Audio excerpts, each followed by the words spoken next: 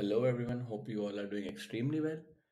So in today's video, we're going to see the question 916, word subsets from the Leetcode daily problem.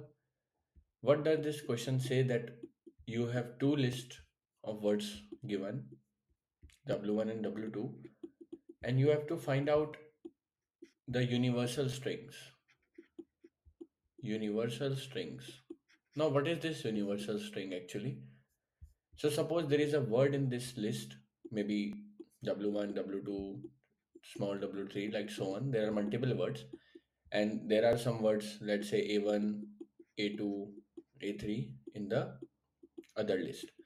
But you have to figure it out that for every string, suppose we are taking the string W1, we have to check all the subsets of W1 should be in W2.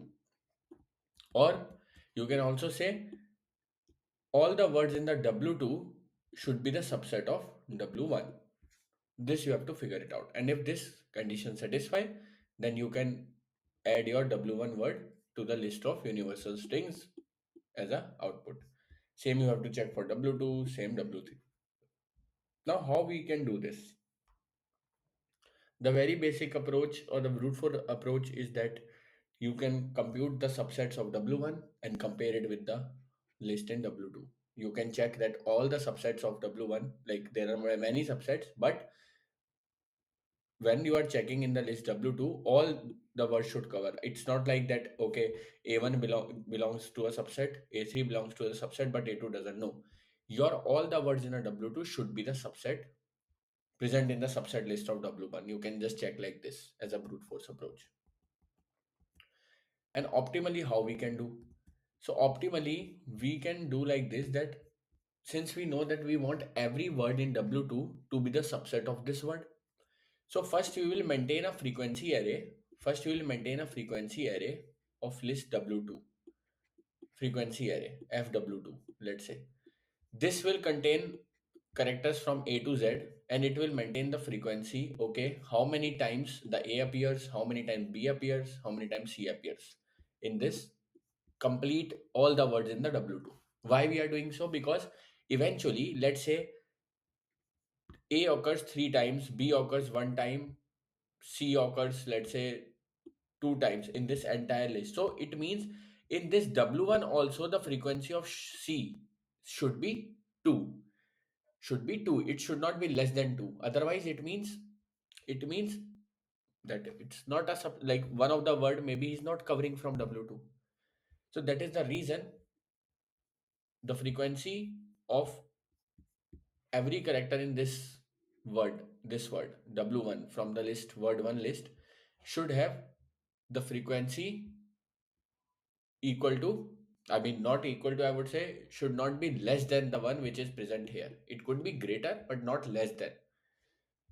Okay, same we will compute, like once we are ready with this frequency array of the list of W2, we can start iterating over the words in the W1 list.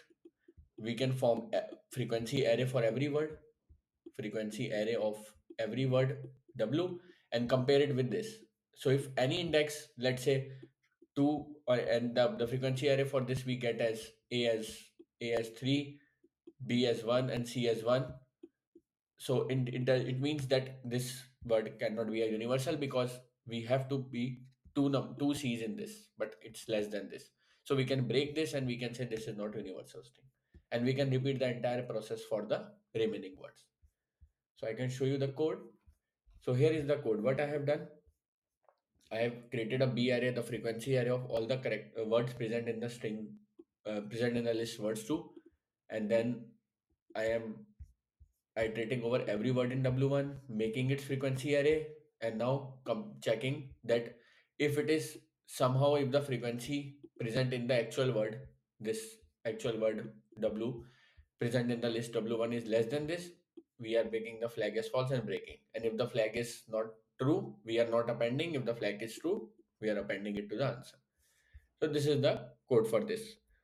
If you want more in-depth analysis about the frequency array technique, just comment it out. I'll make a separate video on that.